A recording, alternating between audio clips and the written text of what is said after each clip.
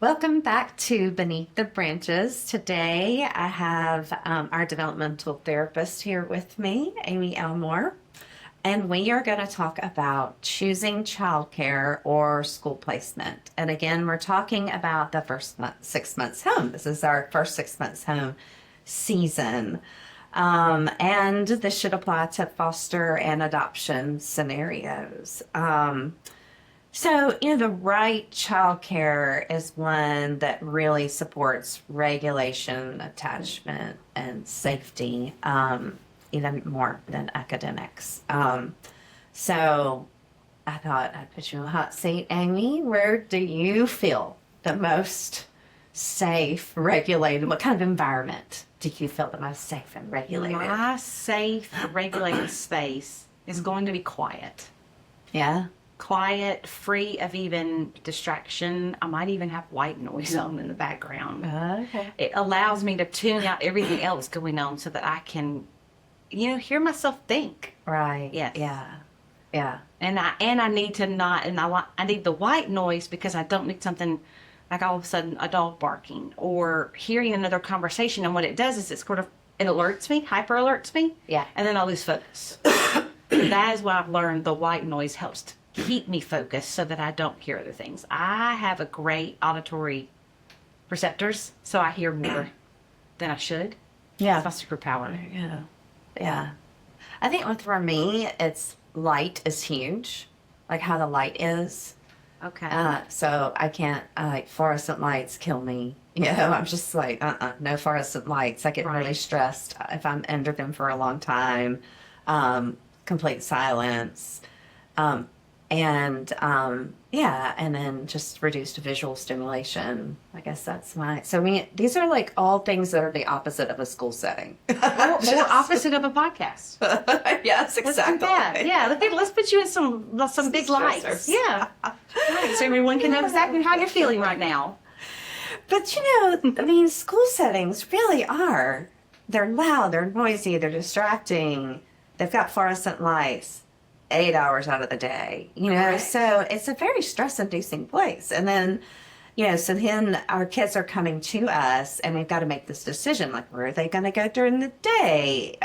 Do they have to go into school because they're in the foster system? Do we have options because they're in an adoption setting? Right. Or as far as homeschool, public school, and private. There's so many options. So that's one thing that we do often here in the clinic is help families talk through those options. What are the pros and cons to all of the options they're considering? Right. Just so that they can make a more informed choice and just have some support making that decision.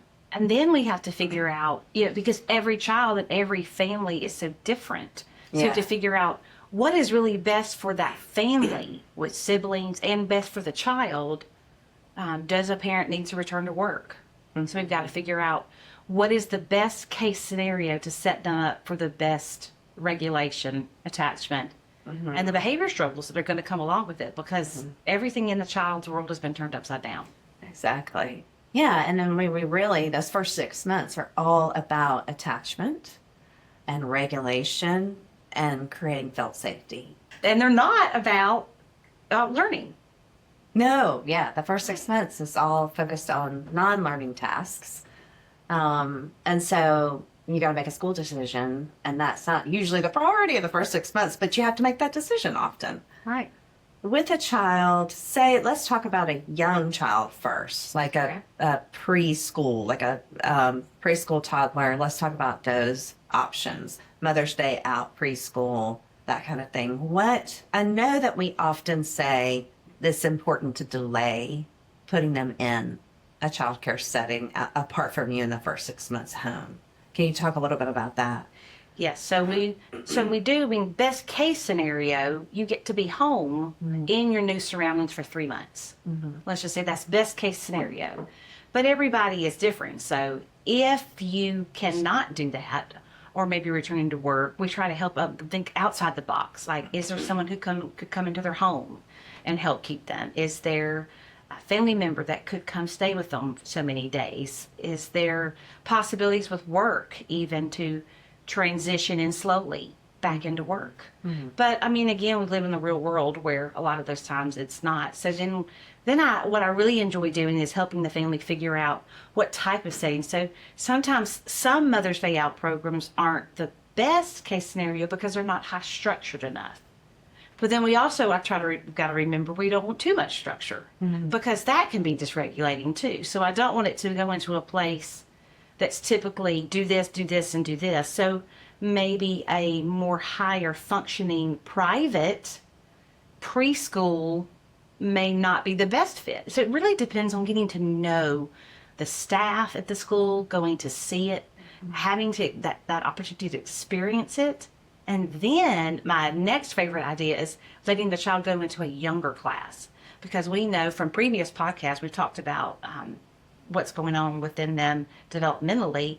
Emotionally, they're not ready maybe to be higher up.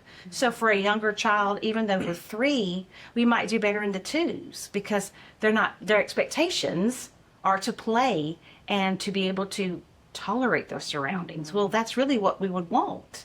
So many times that's one of my favorites, is to recommend going a little bit younger. And I think what we were talking about earlier of, if you can keep them home, that is the best scenario, just because so much in the world has changed. And because that setting is so overstimulating, we need to help them out and keep a few things very routine. I mean, almost to the point where you're bored to tears because it's so routine. And that's what makes a child feel safe, is learning the new routines. And then if you're not going to school, it's helping to keep their world smaller. Yes. Not having to listen to someone else giving them instructions. Because every new face is a lot for a child newly placed, right? So if you can decrease the number of other faces that they're seeing all during the week, then you can build that attachment a lot faster. And they've got to really get to know your family first. And, especially if they have a lot of siblings, they've got to get to know them and feel that safety first before they can venture out. Because once they feel that safe connection, then those going out of the home and being cared for out of the home those transitions are going to be easier. Right. When they go out of the home and become more overstimulated, then you have more meltdowns at home. Yes. It impacts sleep. Yeah. We know it impacts their sleep. We know it can impact their eating. So all of the things that help them to regulate themselves is thrown off. Yeah. And I think that's a good indicator, for young and for old, whether they were ready for that transition. So, anytime you start a new school or childcare setting, you're going to have some behavior dysregulation, some sleep disruption, and more emotionality of the child. But that should calm down after a few weeks. But if it's not and behavior's amping up, then it may have been too fast for the child. Right. Maybe doing too fast to enter in. Or if you can't pull them out, if you do have to work, both parents have to work, then it's time to pull back in other areas. So the evening activities, the weekend activities, pulling back significantly on those so that the child can go to school if they need to during the workday. And I like the way when you are able to meet with families, you're able to see those little extra things. And I think I tend to become more involved. So it's something that I don't do well is know, what do I decrease? So you do that well. Oh, well, thank you. I think it's because I'm severely introverted, so I know how to cut that. Now, for the school-age children, I often hear you recommend also for the school-age children to start 1 year back. Yes.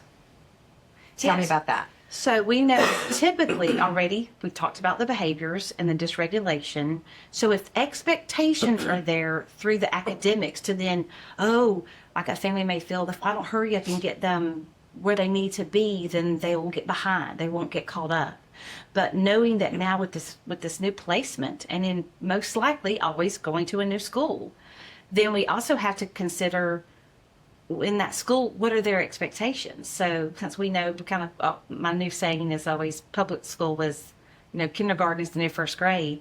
So then we would rather them excel 1 year below. So even if, yes, they might have been in third grade, but going down to second grade gives them the opportunity to learn the new rules, to learn about being at home, because they're already working to feel safe. So they're not in a place of learning.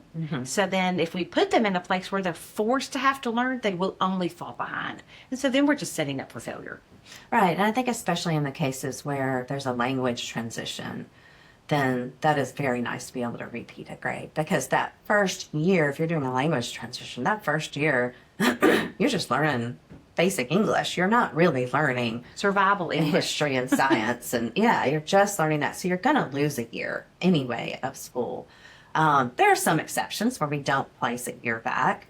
But the great thing, what I like about having you guys is that to help us make those decisions is that you guys are also looking at academic performance and testing Right. where is the child developmentally.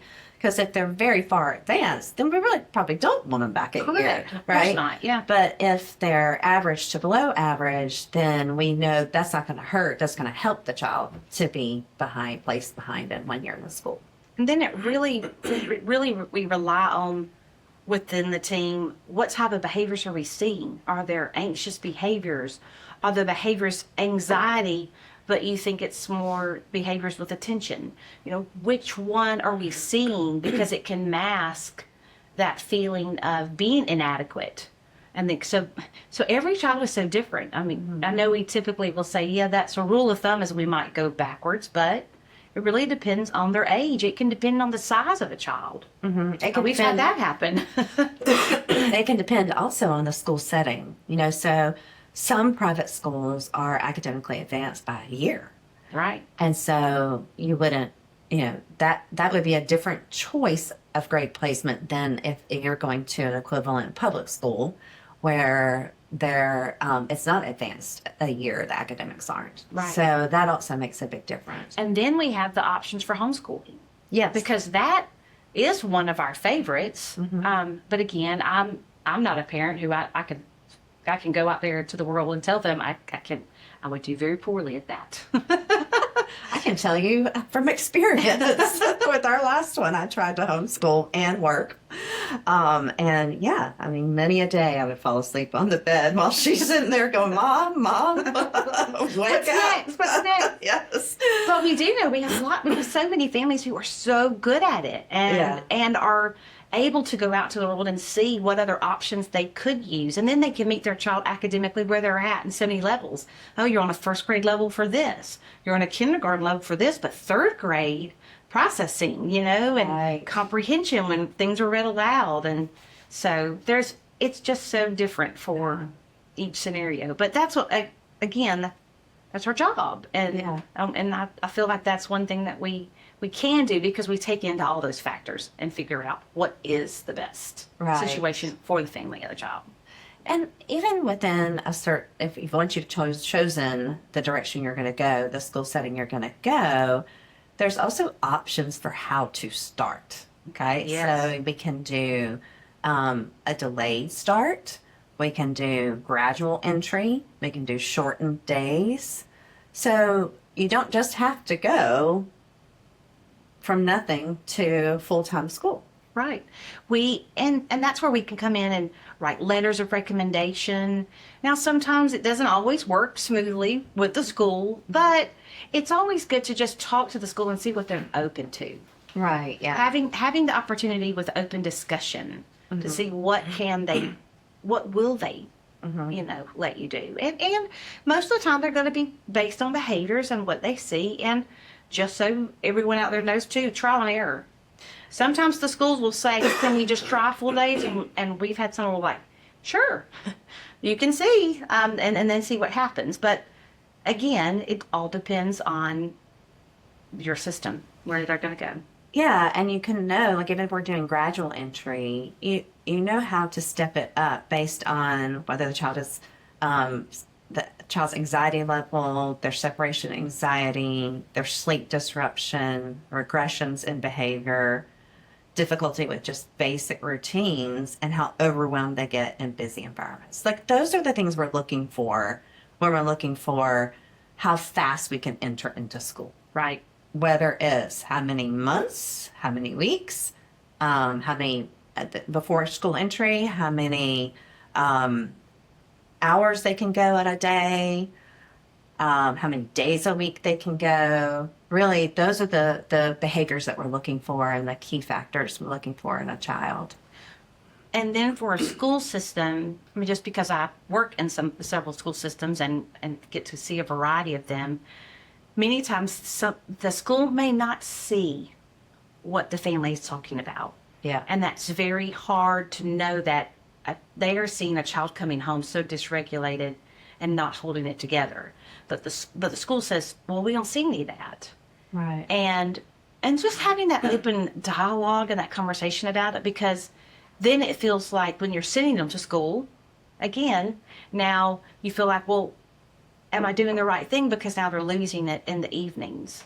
Because all of it, there's a balance there, and finding that balance is hard. But it is important to know that does happen often, and schools might kind of wonder, well, I don't see that. But again, to me, with just even our talk today, is educators knowing that this is something that occurs, and we're trying to help a child learn and grow over time, not immediately. And attachment wise too. I know that sometimes I'll tell families, if attachment is lagging behind, then that's when you want to go slower into entry to school.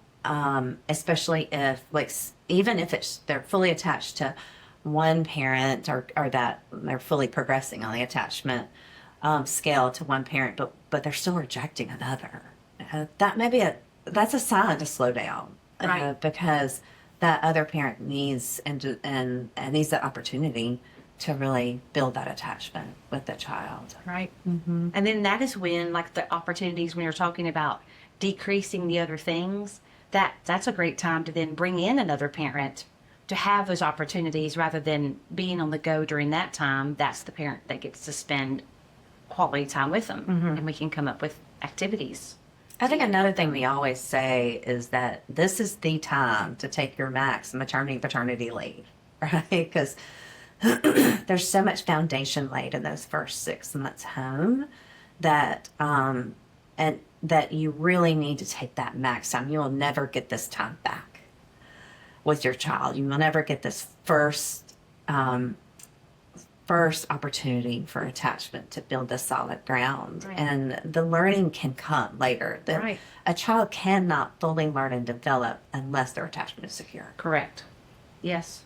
And you'll see that sometimes. You'll see a child just not progressing.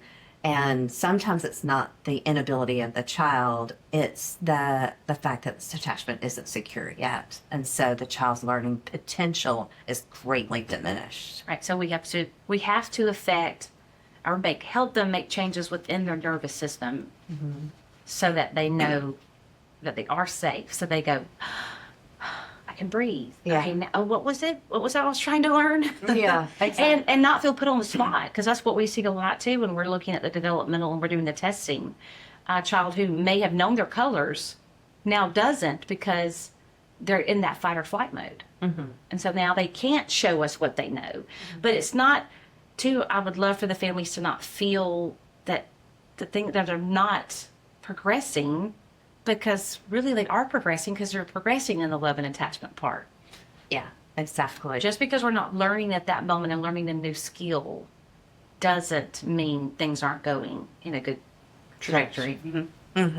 Definitely. And I think there's some variables that we look for too in schools, like class size, Yes. noise level, structure and predictability, child to caregiver ratio, and then the flexibility and responsiveness of the school. Would you agree? Is there anything else you would add? Well, with that, those are the questions that I want a family to ask when they're looking at different school placements. So in this school, what do you have? What is the class size? Is there sometimes a helper in there? Is the noise level over the top? Do we need to make sure we're in a classroom that has more structure than a different teacher. So we're able to kind of look at those things. And that's the flexibility and responsiveness. If they're not able to sort of hear you and have a dialogue, I think it's also important that parents understand to not, these aren't things you demand, but these are things you look for. It's just like looking for child, you know, when you're looking for childcare and you're looking for someone to babysit your child, it's who is going to do the best at keeping them safe. Mm-hmm. And then, okay, where, if I know, like, I need quiet to be able to learn, then as you've got to know your child over those first couple of months, now you know more of what will they learn best in. And sometimes that's trial and error. You may be in one, just recently we had a family who was able to go back to the school after they've been in school the past 6 months. And we're at the end of this school year, and they just got a new teacher for the last 2 months, or about 6 weeks, honestly. And that is amazing that a school was open to it, but it was from looking at their team of teachers and realizing how much better that child was flourishing. It's just like, and it worked. Oh, that's wonderful. I ain't got to tell you about that. Man, that just happened. Now, with language transition, so you have a child who's newly adopted and is going through a language transition. One of the hard things I think with school placement is that the school will often view them as an English ESL student, ELL student, English as a second language learner, and which is great, but there's so much more because many of our children have developmental delays and academic delays that are not because of language acquisition problems or not speaking English, right? Right. So there's often a delay to get those services in a school because they're like, well, we can't get an IEP or a 504 for this child because they don't even speak English. So they got to learn to speak English first. Right. So when you've got to do that, that can take, even in the school in that setting, it can take up to a year. So now we have to really look at, what do you do now? Yeah. Because what do our children usually need that first year instead of just being in an ESL program? What do they need? What do they need? They need the structure and understanding the rules and the boundaries. Mm-hmm. They need to know that they're safe in that current environment. Mm-hmm. And they really just need, this is going to sound like, but hand-holding almost. And that showing that where is the foundation you currently have? And then let's hang out at the foundation, whether it's math or reading. And a lot of families, too, do feel that pressure to catch their child up as quickly as possible. And I think that's one thing that we like to allay parents' fears. Again, they're going to catch up the fastest once that attachment is secure. And so things you can look for, instead of looking for academic achievement, you're looking at things like, is their anxiety during drop-off and pickup normal? Are they having any end-of-day meltdowns? Are there any behavior spikes at school? Those are the kind of measures we're using in the first 6 months home if your child has to already go into a school setting. Because we really want to help them not have that increased stress, cortisol all during the day, and have that more solid, peaceful experience with school. Right. The hardest part, I think, from a scenario to be able to find some things that we need to do is coming up with opportunities, since we cannot do a 504 or an IEP, but coming up with strategies of how we can help them with that transition. So maybe within the classroom, doing, I know as a therapist, I like to call it consultative, or teaching a special education teacher or somebody who can go into the classroom and look for some of those things that we were talking about. Mm-hmm. But what are some other things that we can do as calming strategies that we know? Mm-hmm. What can we offer them when they can't have these other big things that meet their needs? I know that's when we talk a lot about sensory diets, but sometimes even just knowing that we might need certain breaks, certain foods to be offered during those times when they can't handle it, because we can't do it, because there's not a 504 placed. There's not an IEP placed. So what are we going to do to meet that need? I think that's one thing you do well is to help parents know what to ask for from the school and what's reasonable, how to work well with the school. And then also you've gone, you go multiple times to the schools to help when teachers want help for how do I help transition this child. That really is really helpful to support teachers and to support the child. And one of the things I love to mention is assistive technology. What are ways we can use that? What type of strategies do we have in the classroom? What do we have at home that we can also use just to help get their ways to get their knowledge that they do have out so that you can build a foundation. Because if we don't know where to start. And another thing that we haven't even really mentioned is another reason to delay school placement and childcare placement as much as possible is many children need to have multiple appointments those first 3 months, 3 to 6 months. They have to go get regular checkups. They might be getting blood work. If there's a special need, they're going to be seeing new doctors, going to the hospital possibly, getting caught up with vaccines, all of those things. I mean, it's a lot to do in that short amount of time. And so that's another reason, if we can, to delay school placement or to do gradual entry, things like that. And all of those are then disruptions when you're trying to build them a daily routine. So when you're starting school or wherever they're going, then now they're like, is today a pickup? Are you picking me up early? And then they get more anxious about each day going, am I here all day? Or if we're doing half days, then that's another good reason to have that as an accommodation. So then you have opportunities to be at some appointments. So I think choosing childcare or school placement, it feels like a high stakes decision, but it does become clearer when you shift the goal. Like shifting the goal off of where's my child going to academically excel the most into where's my child feel the safest? How am I continuing to build attachment and felt safety during these first 3 to 6 months home? Because that is a foundation that's worth building slowly. Right. Getting them where they're at, meeting them where they're at, finding that foundation, and then staying there for a little bit. Will get you to the next level. Well, thank you guys for joining us beneath the branches.